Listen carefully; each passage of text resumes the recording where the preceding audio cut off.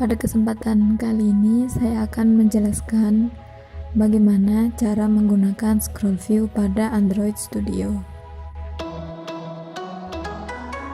Pengertian scroll view sendiri adalah view yang disediakan oleh Android Studio untuk mengatasi adanya keterbatasan tampilan agar tampilan aplikasi yang kita buat bisa di-scroll ke atas ataupun ke bawah.